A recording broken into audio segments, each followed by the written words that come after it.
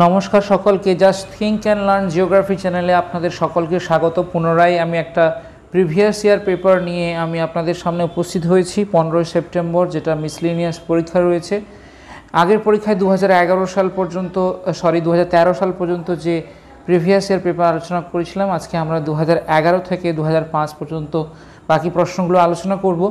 আশা করি প্রশ্নগুলো আপনাদের কাছে উপযোগী হয়ে উঠবে এবং এই প্রশ্নগুলোর পুঙ্খানুপুঙ্খ আলোচনার পর আমরা নেক্সট দিন থেকে ভিডিওগুলো আমি দেব সেগুলো কিন্তু টপিক অনুযায়ী থাকবে।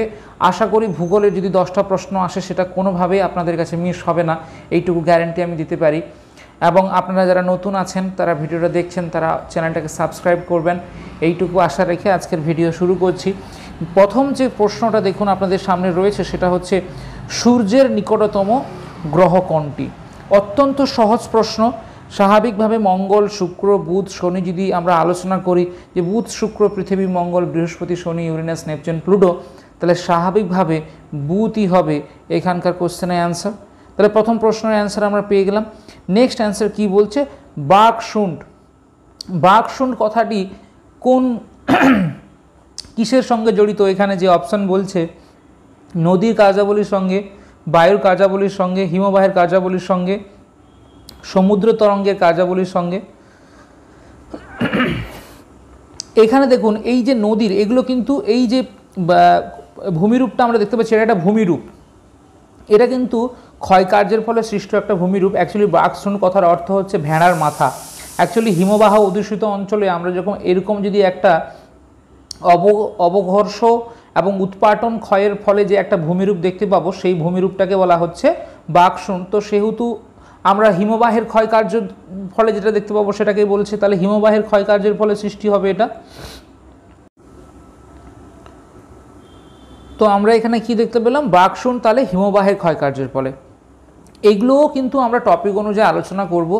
তো এখন আমরা শুধুমাত্র উত্তরগুলো করে যাচ্ছি। নেক্সট হচ্ছে পৃথিবীর অপসূর ও অনুসূর কোন ঘটে থাকে কোন দিনটিতে? আমরা সবাই জানি যে পৃথিবী সূর্যের চারিদিকে আবর্তন করতে করতে সব জায়গায় সমান দূরত্ব থাকে না।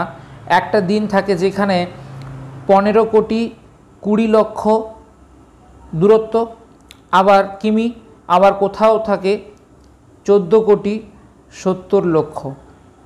তাহলে এই যে অংশটা কোন দিনটিতে হবে সেটা হচ্ছে গিয়ে কিছু আমাদের এই যে দিনটা হলো, এটা হচ্ছে 4 জুলাই, ইংরেজিতে 4 জুলাই, আর এটা হচ্ছে কবে?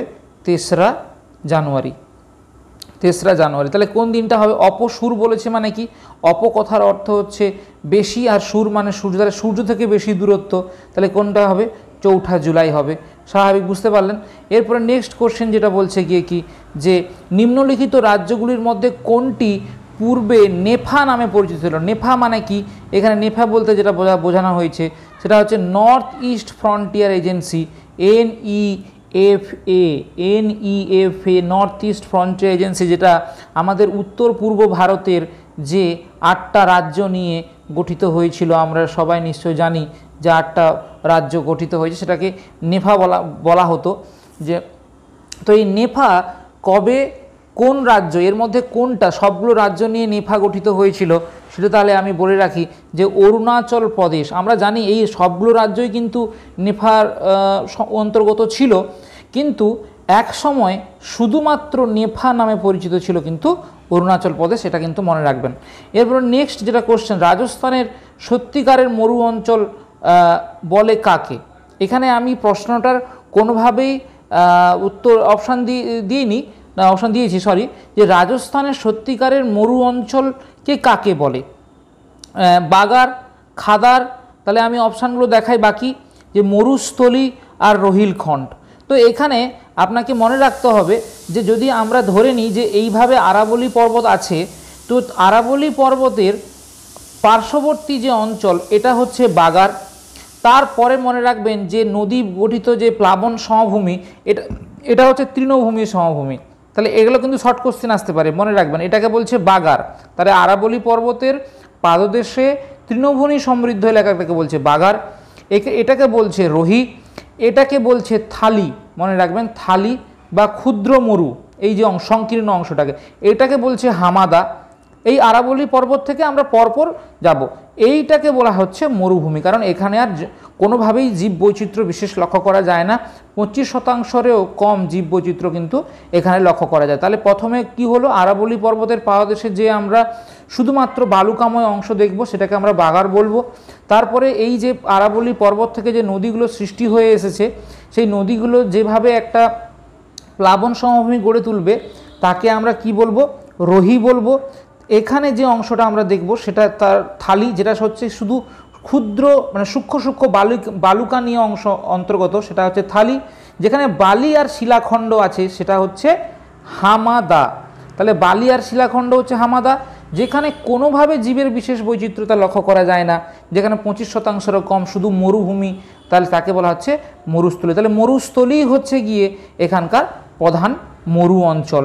তাহলে আমরা অপশান দেখতে পেলাম যে প্রধান মরু অঞ্চল কোনটা আছে, 3 নম্বর অপশান। নেক্সট প্রশ্ন হচ্ছে গিয়ে যে ভারতবর্ষের সবুজ বিপ্লবের প্রভাব নিম্নলিখিত কোন ফসলের উপর সবচেয়ে বেশি পড়েছিল। তাহলে আপনারা সবাই যে জানেন যে ভারতবর্ষ স্বাধীনতার পরবর্তীকালে আমাদের দ্বিতীয় যে পঞ্চবার্ষিকী পরিকল্পনা হয়েছিল, যেখানে আমরা দেখতে পাচ্ছি যে 1960-তে, তারও আগে হয়েছিল মেক্সিকোতে নরম্যান বোরলোক, যিনি প্রথম এই সবুজ বিপ্লব বা গ্রিন রিভলিউশন এনেছিলেন, নরম্যান বোরলোক। সেটা ভারতবর্ষের তৎকালীন কৃষি দপ্তরের যে প্রধান ছিলেন এম.এস.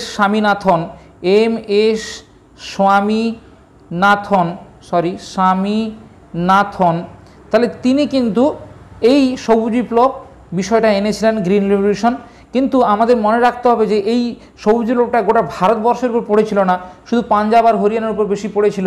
আমরা সবাই জানি পাঞ্জাব আর হরিয়ানাতে সারা বছর ধরে যদি দেখা যায় তাহলে সেখানে গম চাষের প্রভাবটা বেশি, ধান চাষও হয়, হেক্টর প্রতি উৎপাদন ধান বেশি। এটা একটা কোশ্চেন যে পাঞ্জাব হেক্টর প্রতি ধান উৎপাদনে কোন রাজ্য প্রথম, পাঞ্জাব। তো সেখানে কিন্তু সবুজ বিপ্লবের সবথেকে বেশি প্রভাব পড়েছিল কিন্তু গমের উপর। মনে রাখতে হবে যে সবুজ বিপ্লবের প্রধান ফসল হচ্ছে গম, তাই সবুজ বিপ্লবের ফসল কোনটা বলা হয়, গম, বা গমকে কোন বিপ্লবের ফসল বলে, সবুজ বিপ্লবের। তাহলে জানলাম। এবারে নেক্সট হচ্ছে এলবুর্জ ও জাগ্রসের মধ্যে অবস্থিত কোনটি। যে আমাদের কিন্তু এগুলো দুটোই কিন্তু পার্বত্য অংশ, এর মধ্যে এগুলো কিন্তু ইউরোপীয় অংশের সঙ্গে যুক্ত, ইউরেশিয়ার সঙ্গে যুক্ত। মনে রাখতে হবে যে এলব্রুজ এগুলো কোন কিসের সঙ্গে যুক্ত, তাহলে মনে রাখতে হবে যে এটা হচ্ছে কিন্তু ইরানের মালভূমির সঙ্গে যুক্ত। ইরানের যে মালভূমি আমি বললাম না, ইউরেশিয়া মধ্যপ্রাচ্যের যে অংশ, আমাদের যে আনাতোলিয়া মালভূমি, এই সব মালভূমিগুলো কিন্তু যুক্ত আছে। আমাদের যে মধ্য এশিয়ার যে পার্বত্য অঞ্চল, এশিয়া মহাদেশে যদি মানচিত্র দেখেন, যেখানে পৃথিবীর সর্বোচ্চ উচ্চতম অংশ রয়েছে, যেখানকার গড় উচ্চতা হচ্ছে 4000 মিটার, তো সেইখানে কিন্তু ম্যাটোগ্রাসো তো দক্ষিণ আমেরিকাতে রয়েছে, আরবের মালভূমি, আনাতোলিয়া মালভূমি, ইরানের মালভূমি, তিব্বতের মালভূমি, যা পৃথিবীর সবচেয়ে বৃহত্তম মালভূমি। পৃথিবীর বৃহত্তম যদি পর্বতবেষ্টিত একটা মালভূমি হয় সেটা হচ্ছে তিব্বত মালভূমি। এখান থেকে একটা প্রশ্ন জানলাম। তাহলে এলব্রুজ আর উচ্চতম তো পামির আপনারা নিশ্চয়ই জানেন। তাহলে এলব্রুজ ও জাগ্রসের মধ্যে অবস্থিত কোনটা, ইরানের মালভূমি, ইরানের। তাহলে আমরা জানলাম। এরপরে কি বলছে, এর মধ্যে কোন রাজ্যে ভারত সরকার জৈতাপুর নিউক্লিয়ার পাওয়ার প্রকল্প স্থাপন সিদ্ধান্ত নিয়েছে। তাহলে এখানে আপনাদের মনে রাখতে হবে যে আমাদের বেশিরভাগ ক্ষেত্রে যেরকম তারাপুর আমাদের একটা গুরুত্বপূর্ণ পারমাণবিক কেন্দ্র, তাহলে নিউক্লিয়ার পাওয়ার পয়েন্ট মানে পাওয়ার প্রকল্প মানে আমাদের পারমাণবিক কেন্দ্র। তো এখানে মনে রাখতে হবে যে মহারাষ্ট্র কিন্তু এইটা কিন্তু রয়েছে, মহারাষ্ট্র। তাহলে দেখুন একটা শর্ট কোশ্চেন জানলাম যে জৈতাপুর নিউক্লিয়ার পাওয়ার প্রকল্প কোথায় স্থাপনের সিদ্ধান্ত করা হয়েছে, এটা পূর্বের প্রশ্ন, তো সেটা হচ্ছে মহারাষ্ট্র। নেক্সট কোশ্চেন যাই। এবারে হচ্ছে কি জেনসেম কি, এটা একটা অধিবাসীদের এটা অংশ রয়েছে।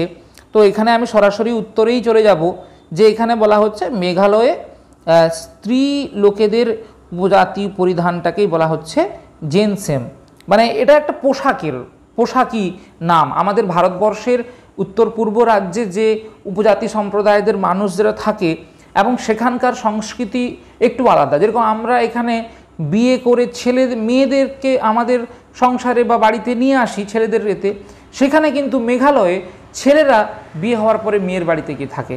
তো সেরকম বিভিন্ন কালচারের বিভিন্ন পোশাকও সেখানে রয়েছে। সেখানকার মধ্যে জেনসেমটা হচ্ছে মেঘালয়ের স্ত্রী লোকেদের উপজাতীয় পরিধান, সেটা হচ্ছে জেনসেম। নেক্সট চলুন কি বলছে, সিয়াচেন হিমবাহ। সিয়াচেন হিমবাহ কোন শ্রেণীতে অবস্থিত? তাহলে এখানে আমি বলে রাখি, যখন আমি উত্তর পূর্ব ভারতের আমরা পার্বত্য অঞ্চল সম্পর্কে পড়ব তখন আমি এইটা নিয়ে বিশেষ আলোচনা করব। তবে এইটুকু বলে রাখি, আমাদের এখানে রয়েছে কারাকোরাম পর্বতশ্রেণী, তারপরে রয়েছে এখানে লাদাখ, তারপরে রয়েছে এখানে জাসকার, তারপরে এখান থেকে কিন্তু হিমাদ্রি রয়েছে, তার নিচে কিন্তু হিমাচল এবং তার নিচে কিন্তু শিবালিক। মনে রাখতে হবে আমাদের এই যে সিয়াচেন হিমবাহ, যা ভারতের দীর্ঘতম এবং বৃহত্তম, সেটা কিন্তু এই কারাকোরাম পর্বতশ্রেণীর অন্তর্গত, সেটা কিন্তু হিমালয়ের অন্তর্গত নয়। তাহলে আমরা আজকে জানলাম যে আমাদের সিয়াচেন হিমবাহ কোন পর্বতশ্রেণীর অন্তর্গত? কারাকোরাম, যার সর্বোচ্চ শৃঙ্গ হচ্ছে K2। তাহলে এখানে কারাকোরামের পরে আছে লাদাখ, তারপরে আছে জাসকার, যার সর্বোচ্চ শৃঙ্গ হচ্ছে লিওপার্গেল, এরপরে তারপরে হচ্ছে কিন্তু হিমাদ্রি। এখানে মনে রাখতে হবে যে হিমালয়েও অনেক হিমবাহ আছে, গঙ্গোত্রী হিমবাহ আছে, জেমু হিমবাহ আছে, হ্যাঁ। তো সেগুলো আমরা পরবর্তীকালে আলোচনা করব। তাহলে আমরা এখানে কি দেখলাম, কোন পর্বতশ্রেণীর অন্তর্গত? কারাকোরাম রেঞ্জ বা কারাকোরাম পর্বতশ্রেণীর অন্তর্গত। তাহলে নেক্সট কি বলছে, ওয়াগা সীমান্ত। আমরা সবাই জানি যে সীমান্তে প্রতিদিন যে পতাকা নামানোর একটা বিশেষ পর্ব হয়, সেই ওয়াগা সীমান্ত নিশ্চয়ই কোথায় হবে? আমরা নিশ্চয়ই বলতে পারবো ইন্দো পাক বর্ডার। আমরা সবাই ইউটিউব খুঁজলেও ওই যে স্পেশাল সেরিমনিটা হয় সেটা আমরা কিন্তু সবাই দেখতে পাবো। নেক্সট চলুন তুঙ্গভদ্রা। এটা কিন্তু একটা খুব ইম্পর্টেন্ট প্রশ্ন। 2022 সালে যে WBP যে SI পরীক্ষা হয়েছিল সেখানে কিন্তু এসছিল তুঙ্গভদ্রা কার উপনদী। সেখানে কিন্তু মনে রাখতে হবে যে তুঙ্গভদ্রা কিন্তু কৃষ্ণা নদীর উপনদী। আমি যখন একটা ভিডিও করব সেই ভিডিওতে কিন্তু নদী কোন কোন রাজ্যের উপর দিয়ে প্রবাহিত হয়েছে, সেই নদীগুলোর পাশে কোন কোন গুরুত্বপূর্ণ শহর গড়ে উঠেছে, সেই নদীগুলোর উপর কি কি বাঁধ রয়েছে, একসঙ্গে কিন্তু কম্বাইন করে আমি পড়াবো। তাই চ্যানেলটাকে আপনারা সাবস্ক্রাইব করবেন। আমি একটু দীর্ঘদিন মাঝখানে বিশেষ কারণে ভিডিও বিশেষ করতে পারিনি, তার জন্য অত্যন্ত দুঃখিত। কিন্তু চ্যানেলের সঙ্গে যুক্ত থাকবেন, আমাকে সহায়তা করবেন, আমি আপনাদের সর্বোত্তভাবে সহযোগিতা করব, এইটুকু আমি কথা দিচ্ছি। এরপরে আসছে নেক্সট কি, যে 2010 সালের প্রশ্ন দেখব, যে ডানকান প্যাসেজ। ডানকান প্যাসেজ কোথায় রয়েছে? ডানকান প্যাসেজ প্রণালী নিম্নলিখিত কোন দুটির মধ্যে রয়েছে? তাহলে আমরা যদি দেখি, আন্দামান ও নিকোবর, দক্ষিণ আন্দামান ও ক্ষুদ্র আন্দামান, এবং কি বলছে আমিনদিঘি ও লাক্ষাদ্বীপপুঞ্জ, ক্ষুদ্র আন্দামান ও নিকোবর। তাহলে এখানে আমাদের মনে রাখতে হবে যে আমাদের ডানকান প্যাসেজ কিন্তু কোথায় রয়েছে? দক্ষিণ আন্দামান ও ক্ষুদ্র আন্দামানের মধ্যে রয়েছে। এটা কিন্তু যদি আমরা দেখি যে এইখানে অনেকগুলো দ্বীপ রয়েছে, আমরা দেখতে পাবো যে এখানে একটা 10 ডিগ্রি চ্যানেল আছে। সেই 10 ডিগ্রি চ্যানেল কি করেছে? আন্দামানকেও আর নিকোবরকে আলাদা করেছে। কিন্তু তারই মাঝে একটা প্যাসেজ আছে, যেটা উপরেরটা হচ্ছে দক্ষিণ আন্দামানের একটা অংশ আছে, ক্ষুদ্র আন্দামানে যেখানে অংশগুলো আছে।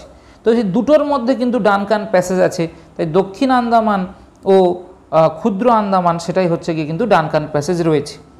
এরপরে চলুন, মরুস্থলী নিম্নলিখিত কোন রাজ্যে? এর কোনো আমি অপশান দিইনি।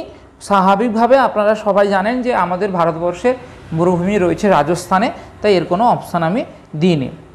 এরপরে চলুন নেক্সট, যেটা বলছে ভারতের কোন বন্দর থেকে চা রপ্তানি বেশি হয়? এখানে 4 লেখা হয়ে গেছে, তো এবারে মনে রাখবেন চা রপ্তানি কোথায় বেশি হয়। তাহলে স্বাভাবিক দেখুন, আমাদের ভারতবর্ষে চা কোথায় বেশি হয় এটা আমরা যদি জানি, তাহলে কোথায় হয়? পশ্চিমবঙ্গে। আর কোথায় হয়? আসামে।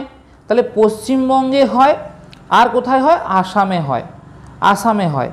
আর আমাদের ভারতবর্ষে কর্ণাটক রাজ্যে হয়, কিছু পরিমাণ কেরালা রাজ্যে হয়।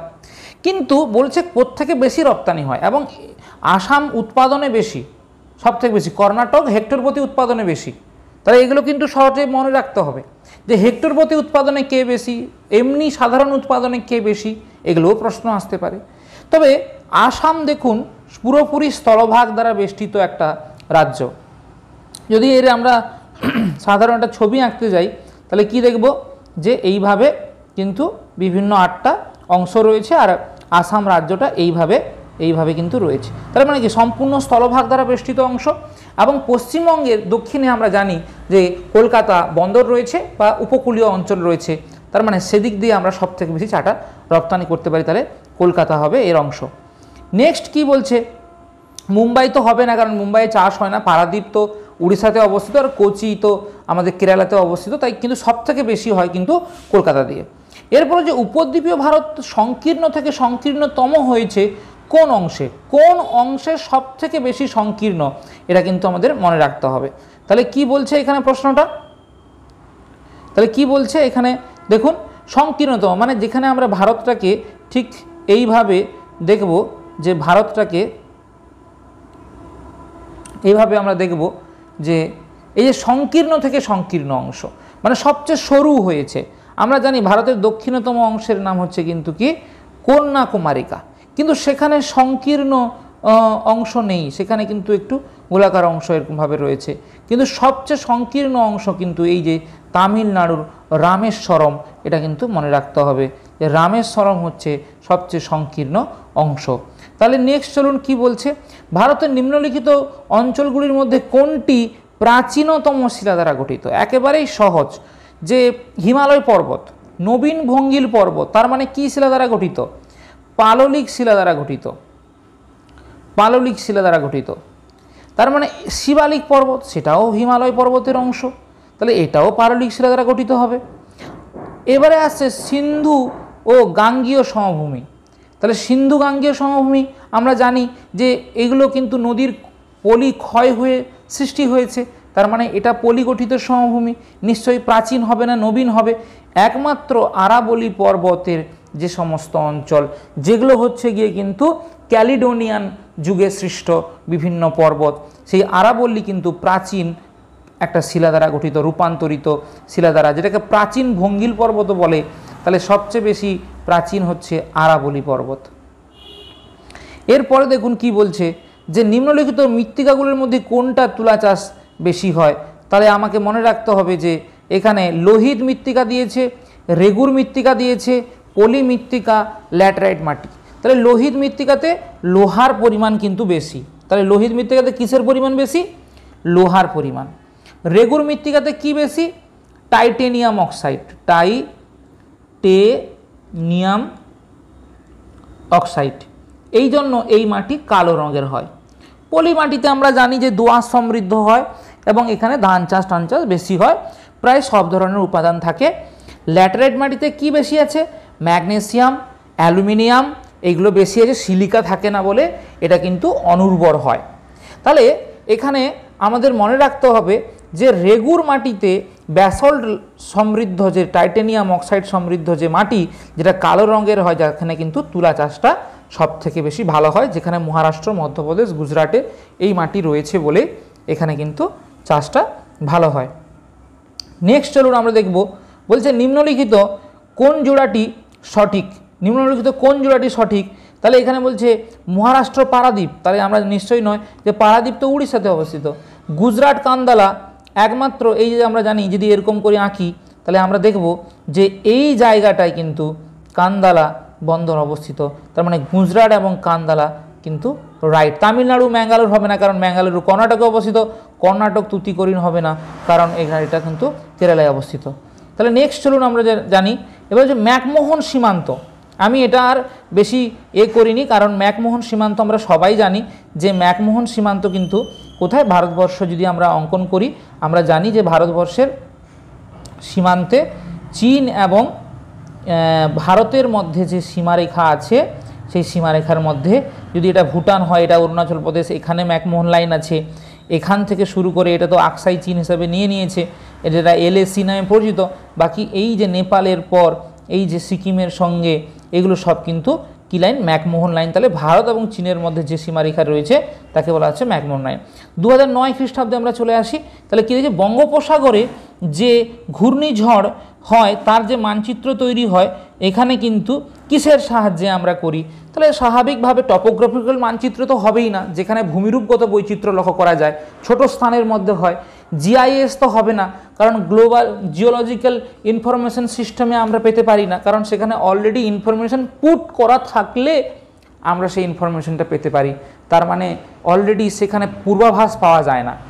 অক্সফোর্ড অ্যাটলাস মানে যেখানে মানচিত্র অলরেডি তৈরি করা থাকে, তাহলে সেটা থেকেও আমরা পাবো না। আমরা শুধু পাবো স্যাটেলারি ইমেজ, মানে উপগ্রহ মানচিত্র থাকে বা উপগ্রহ থেকে আমরা যে সেন্সর থাকে সেই সেন্সরের মাধ্যমে আমরা কিন্তু বুঝতে পারবো। তারপরে তাহলে নেক্সট কোশ্চেন কি, পশ্চিম ভারতে কৃষ্ণ মৃত্তিকাকে কি বলে?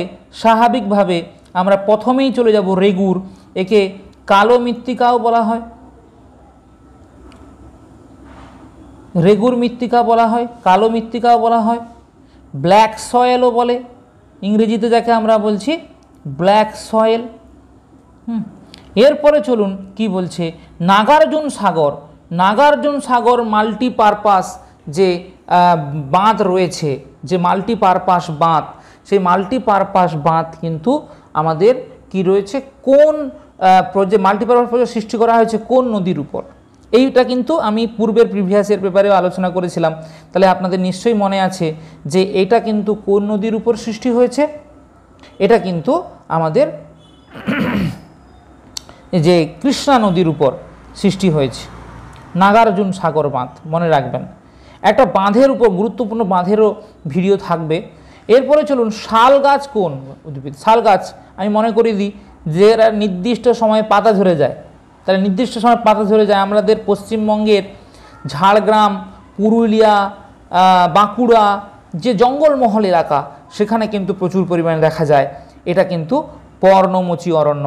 এটা যদি আমি উত্তর দিই, যে সুন্দরী, গরান, গেউয়া, হেতাল, গোলপাতা, হুগলা পাতা, এগুলো সব কিন্তু ম্যানগ্রোভ উদ্ভিদ, শ্বাসমূল ঠেসমূল দেখা যায়। রডোডেন্ড্রন, স্পার, এগুলো কি সবই চিরহরিৎ বাঁশ, চিরহরিৎ অরণ্য। তাহলে এখানকার মধ্যে শাল হবে কি, পর্ণমোচী। নেক্সট চলুন কি বলছে, নর্মদা নদী নিম্নলিখিত প্রাকৃতিক ভূমিরূপের মধ্য দিয়ে প্রবাহিত হয়েছে। কোন প্রাকৃতিক ভূমিরূপের মধ্য দিয়ে প্রবাহিত হয়েছে? বলছে লেগুন, না লেগুন, চ্যুতি, এক বলছে, এখানে চ্যুতি, চ্যুতি, তারপরে বলছে লেগুন, তারপরে নেক্সট অপশান কি বলছে, বদ্বীপ নাকি ভঙ্গিল পর্বত। তাহলে আমি বুঝিয়ে দিই যে এখানে চ্যুতির মাধ্যম দিয়ে কীভাবে প্রবাহিত হয়েছে। ভারতবর্ষের যদি আমরা এই অংশটা দিয়ে আমরা দেখি, ভারতবর্ষের উত্তরে কিন্তু হিমালয় পর্বত, এখানে কিন্তু সাতপুরা, তার উপরে রয়েছে বিন্ধ্য। এবারে মনে রাখতে হবে, ভারতবর্ষর এই ভূখণ্ডটা যখন উত্তরের দিকে অগ্রগামী হচ্ছিল, উপর থেকে ইউরেশিয়া মহাদেশ এসে এর সঙ্গে সংঘর্ষ হয়ে কিন্তু হিমালয় পর্বতের সৃষ্টি হয়েছে। কিন্তু এই জায়গা থেকে এই যে ভূখণ্ডটা, এটা কিন্তু সবচেয়ে প্রাচীনতম ভূখণ্ড। ভারতবর্ষের সবচেয়ে প্রাচীনতম ভূখণ্ড কোনটা? এই উপদ্বীপীয় মালভূমি অঞ্চল। এবং পৃথিবীর বৃহত্তম যদি উপদ্বীপীয় ভূখণ্ড হয়, তাহলে হচ্ছে ভারতের উপদ্বীপীয় ভূখণ্ড। তো এই অংশ বরাবর যদি আমরা উপরের দিক অংশটা বলি, এটা কিন্তু এগিয়ে যায়, কিন্তু এই অংশ আর এগোতে না পেরে কি হয়েছে, মহীভাবক আলোড়ন সৃষ্টি হয়েছে। কীরকম? ধরে নিই আমরা এই ভূখণ্ডটা এরকম, তাই ধরে নিলাম যে যখন এই উপরের অংশটা যখন উপর দিকে অগ্রগামী হলেও এই নিচের বি অংশটা আর অগ্রগামী হলো না, তখন কি হবে, উপরের অংশ চলে গেলেও বি যখন অবস্থানে থাকবে, তাহলে কি হবে, এখানে কিন্তু এরকম দেখা যাবে যে এই যে অংশটা, এই এ অবস্থানটা সেদিকে চলে গেছে, এই উঁচু অবস্থানটা এখানে অবস্থানে থেকেছে, মাঝখানে একটা কি হয়েছে, স্লাইডিং দেখা গেছে, যে ভূমিটা নিচে নেমে এসছে। তো ভারতবর্ষের এইখানে একটা চ্যুতির সৃষ্টি হয়েছে মহীভাবক আলোড়নের ফলে। এটাকে আমরা বলি এটাকে গ্রস্ত উপত্যকা বলি, এটাকে স্তূপ পর্বত বলি, আমরা সবাই জানি। তাই বিন্ধ্য এবং সাতপুরা একটা স্তূপ পর্বত, তাই এই বরাবর চ্যুতির সৃষ্টি হয়েছে বলে এই ঢাল বরাবর নর্মদা নদী কিন্তু বয়ে এসেছে। আমাদের কিন্তু মনে রাখতে হবে যে আমরা ক্লাস 10-এ এই জন্য স্টুডেন্টদেরকে বলি যে নর্মদা ও তাপি নদী কেন পশ্চিম বাহিনী হয়েছে, কারণ সাতপুরা এবং বিন্ধ্য হওয়ার সময় ঢালটা কিন্তু পশ্চিম দিকে হয়েছে। তাহলে আমরা বলতে পারি চ্যুতির ফলে চ্যুতিতে সৃষ্টি হয়েছে। নেক্সট, ভারতের বিভিন্ন রাজ্যের মধ্যে নিম্নলিখিত লিঙ্গানুপাত পাওয়া যায় কোথায়? সবচেয়ে বেশি কিন্তু কম লিঙ্গানুপাত পাওয়া যায়।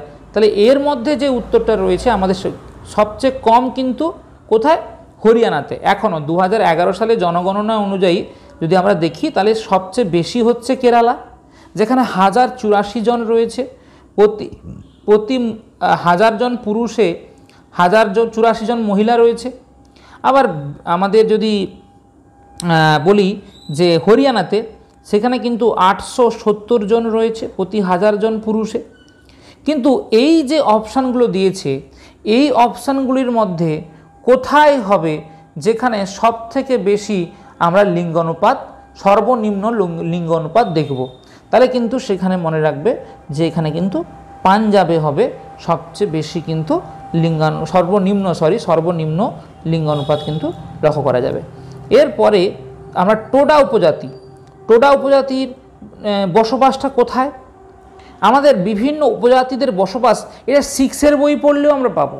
ক্লাস 6-এর ভূগোল বইতে ছোট্ট একটা অংশ আছে যে বিভিন্ন ভারতবর্ষে থাকা বিভিন্ন উপজাতি, টোডা উপজাতি, গণ্ড উপজাতি, জারোয়া উপজাতি, বিভিন্ন উপজাতি রয়েছে। তো সেই উপজাতিরা কোথায় বসবাস করে? তো এখানে টোডা কোথায় বসবাস করে? টোডা কিন্তু মনে রাখতে হবে নীলগিরি পর্বতে বসবাস করে। নেক্সট যেটা চলুন, বলছে কি নিম্নলিখিত জনসংখ্যা অনুযায়ী কোনটি বৃহত্তম? এটা নিশ্চয়ই উত্তর বলার দরকার নেই, এটা আপনারা নিশ্চয়ই জানেন যে কোনটা হবে। আপনারা কমেন্টে জানান যে কোন জনসংখ্যা অনুযায়ী 2011 সালে জনগণনা অনুযায়ী কোন রাজ্যটি প্রথম জনসংখ্যা অনুযায়ী, এবং সবচেয়ে কম কোনটা, আপনারা কমেন্টে জানান। দেখুন, এতেই কিন্তু আমি খুশি হব যে আপনারা কমেন্টে হলেও জানিয়েছেন। তাহলে দুটো প্রশ্ন করলাম, সবচেয়ে বেশি কোনটা এবং সবচেয়ে কম জনসংখ্যাযুক্ত রাজ্য কোনটা। এরপরে চলুন নেক্সট যেটা প্রশ্ন হচ্ছে, পঞ্চনদের দেশ নামে কোনটা পরিচিত? আমরা সবাই জানি পঞ্চনদের দেশ কাকে বলে, কারণ 5টা উপনদী যে ইরাবতী, চন্দ্রভাগা, বিতস্তা, তাহলে আমি কি বললাম? ইন্দ্রাবতী, চন্দ্রভাগা,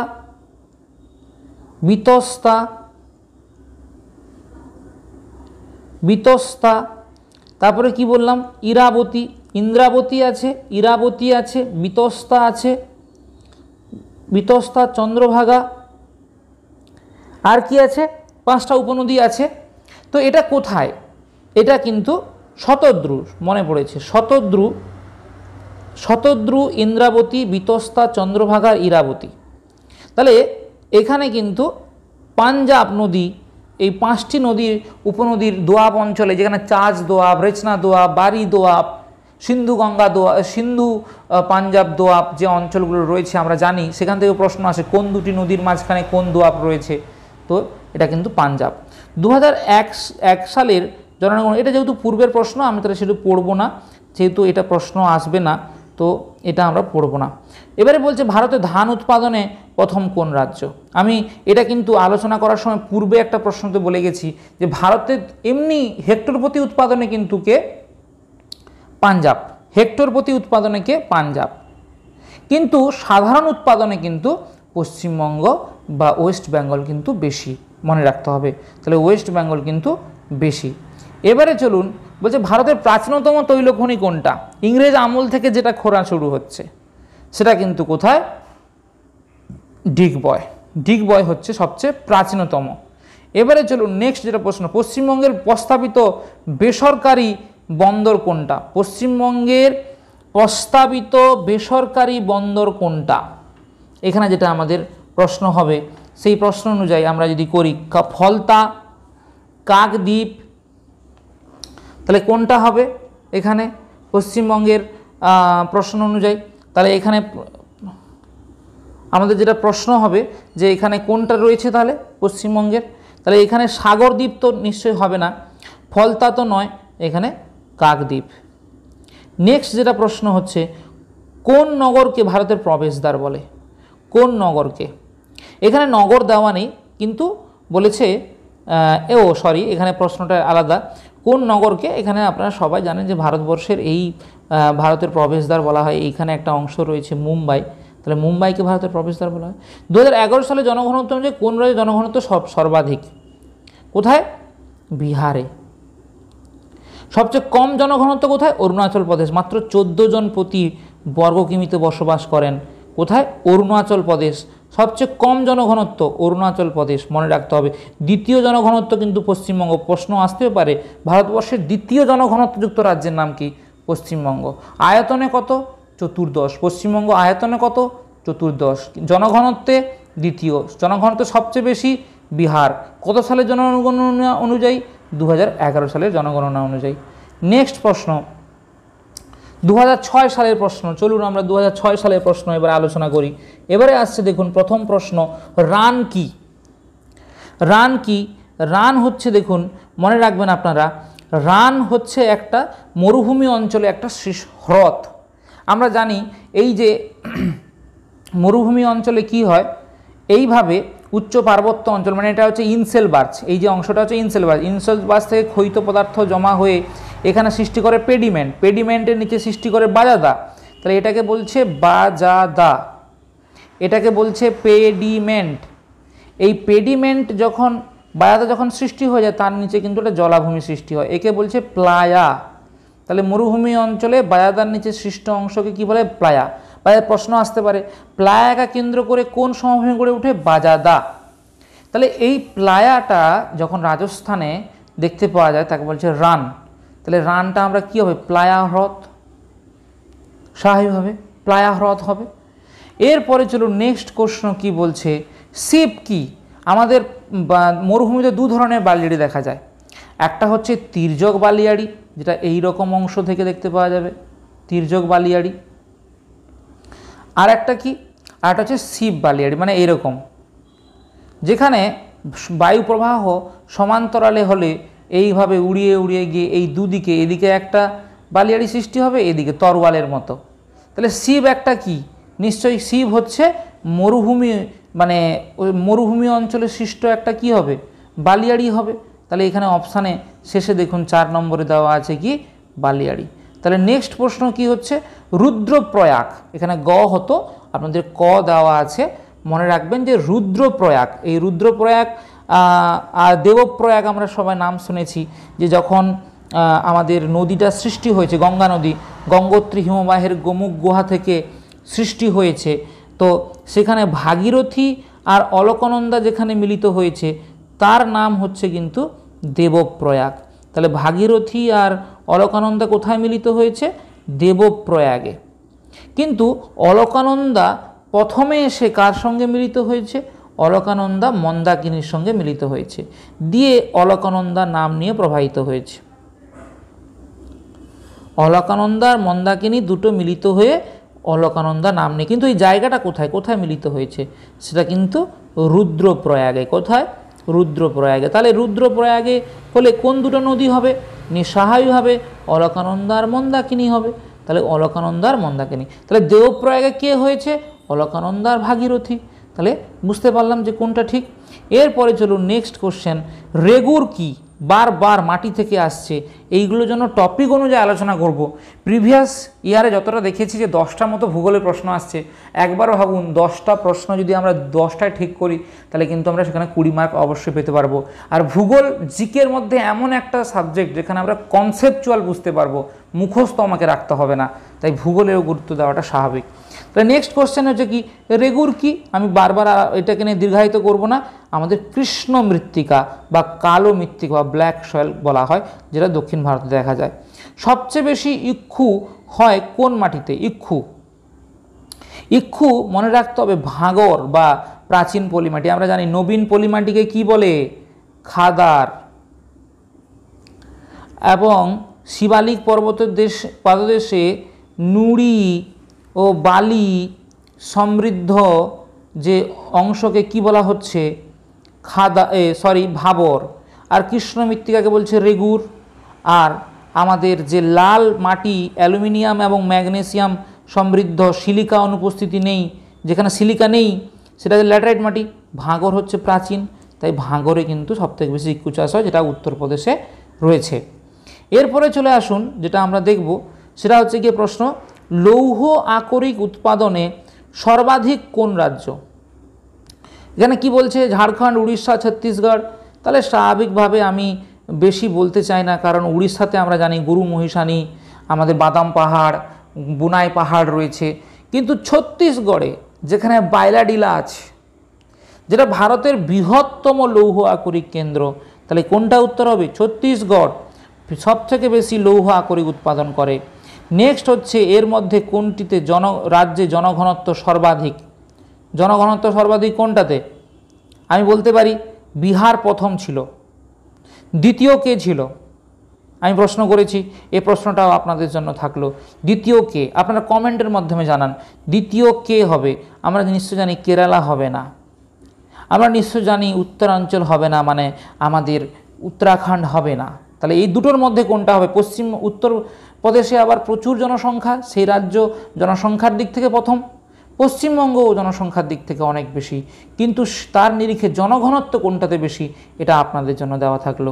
আপনারা পরের ভিডিওতে আমি কিন্তু এর প্রশ্নের উত্তরটা আপনাদের দেব। নেক্সট হচ্ছে গিয়ে কি, রাউরকেল্লা যেটা উড়িষ্যাতে অবস্থিত, কোন নদীর তীরে অবস্থিত? দামোদর নদী হবে না, পশ্চিমবঙ্গে অবস্থিত। ভদ্রাবতী হবে না, অন্ধ্রপ্রদেশে অবস্থিত। ভীমা নদী তো হবে না, তাহলে কোন নদী হবে? ব্রাহ্মণী নদী। মনে রাখতে হবে ব্রাহ্মণী আর কোয়েল নদীর পাশেই এটা অবস্থিত। এবারে বলছে সর্বাধিক পরমাণু শক্তি উৎপাদন কেন্দ্র নাম কি? আমি বেশি আলোচনা করব না, দেরি হয়ে যাচ্ছে। এটা হচ্ছে গিয়ে কি লম্বা দীর্ঘ হয়েছে, এগুলো প্রত্যেকটা কিন্তু এক একটা পারমাণবিক কেন্দ্র, কিন্তু সর্বাধিক কোনটা? তারাপুর, ভারতবর্ষের প্রথম যেখানে পারমাণবিক উৎপাদন কেন্দ্র শুরু হয়েছিল। সামুদ্রিক মৎস্য উৎপাদনের অধিকাংশ উত্তোলিত হয় কোথায়? সামুদ্রিক মৎস্য, তাহলে মনে রাখতে হবে কেরালা ও মহারাষ্ট্রে, কেরালা ও মহারাষ্ট্রে সব। কেন কর্ণাটকে তো বিশেষ পরিমাণ মানে কি নেই, উপকূলের অংশ নেই, কর্ণাটক পশ্চিমবঙ্গেও নেই, আর পশ্চিমবঙ্গ মহারাষ্ট্র নেই, তাই সবচেয়ে বেশি হবে কেরালা আর মহারাষ্ট্র। এরপরে চলুন আমরা যাই, ভারতের সর্বাধিক ম্যাঙ্গানিজ উৎপাদন করে কে? ভারতের সর্বাধিক ম্যাঙ্গানিজ উৎপাদন করে কে? তাহলে এখানে উড়িষ্যা, কর্ণাটক, কে কোনটা হবে? কোনটা হবে সব থেকে বেশি? যদি আমরা বলি যে ম্যাঙ্গানিজ কে উৎপাদন করে, তাহলে কিন্তু আমাদের একটা কথাতে আমরা সহজেই উত্তর দেব, সেটা হচ্ছে গিয়ে কি মধ্যপ্রদেশ। মধ্যপ্রদেশ। মনে রাখবেন আপনারা, সব থেকে বেশি ম্যাঙ্গানিজ উত্তোলন করে কিন্তু কে? মধ্যপ্রদেশ। কিন্তু সঞ্চয়ে প্রথম কে? কোথায় বেশি সঞ্চিত আছে? উড়িষ্যা। তাহলে এটা হচ্ছে গিয়ে কি সঞ্চয়, আর এটা হচ্ছে উৎপাদক। তাহলে এটা হচ্ছে উৎপাদক। নেক্সট চলুন প্রশ্ন ডি, ভারত ও পাকিস্তানের মধ্যে সীমারেখার নাম কি?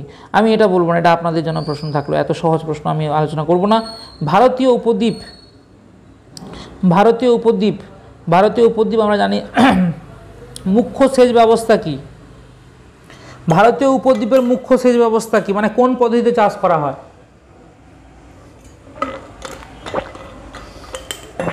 প্রয়োজনীয় জল কোথা থেকে সংগ্রহ করা হয়? সেখানে তো আগ্নেয় শিলা, সহজে খাল খননও করা যায় না, সহজে নলকূপও খনন করা যায় না, এবং নিত্যবহ নদীর পরিমাণ কম, কিন্তু খরস্রোতা, তাই বাঁধ নির্মাণ করা যায়, জলবিদ্যুৎ উৎপাদন করা যায়। কিন্তু সেচ ব্যবস্থাটা কি? সেখানে কিন্তু মনে রাখতে হবে কূপ। এখানে দেখুন, এখানেও কূপ আছে কিন্তু নলকূপ আছে। উত্তর ভারতে এটাতে সবচেয়ে বেশি চাষ হয়, কূপ এবং নলকূপ পদ্ধতিতে। এবারে প্রশ্ন করছে চিনি শিল্পের অবস্থান ভারতের উত্তর থেকে দক্ষিণে কেন স্থানান্তরিত হচ্ছে?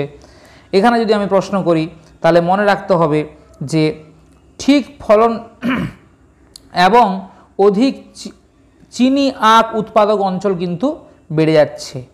এগুলোর মধ্যে সস্তা মজুরির যোগান, সম্প্রসারিত আঞ্চলিক বাজারের মধ্যেও সবচেয়ে ইম্পর্টেন্ট, যেখানে তামিলনাড়ু এখন কিন্তু হেক্টর প্রতি আখ উৎপাদনের প্রথম হয়ে গেছে। আমাদের মনে রাখতে হবে ইরাবতী ও বিপাশা নদীর উৎস কোথা থেকে? ইরাবতী ও বিপাশা নদীর উৎস কোথা থেকে এটা কিন্তু মনে রাখতে হবে। এটা কিন্তু কি বলছে আমাদের, এই যে রোটাং গিরিখাত থেকে, এই যে প্রত্যেকটা জায়গা থেকে বিভিন্ন নদী, জজিলা, নাথুলা, শিবকিলা, এরা কিন্তু সব গিরিপথ। এই রোটাঙ্গ একটা গিরিপথ, গিরিখাত, সেই গিরিপথ এটা। তো এখান থেকেও নদী সৃষ্টি হয়েছে, কোনটা? ইরাবতী ও বিপাশা। এটা কিন্তু কাশ্মীরে রয়েছে, রোটাং কাশ্মীরে, শ্রীনগর এবং লেহর মধ্যে যোগাযোগ সম্পন্ন করার জন্য এটা রয়েছে। তো এই ছিল আজকে আমাদের প্রশ্ন আলোচনা। তো আশা করি ভালো লাগলো। তো পরবর্তী ভিডিওগুলোর জন্য অপেক্ষা করবেন এবং আমার এই চ্যানেলটাকে সাবস্ক্রাইব করবেন, লাইক, কমেন্ট এবং শেয়ার করবেন। কী ধরনের ভিডিও বা কী প্রয়োজন সেটা আপনারা কমেন্ট করে জানাবেন। এই বলে আজকের ভিডিও শেষ করব। ধন্যবাদ, ভালো থাকবেন, সুস্থ থাকবেন।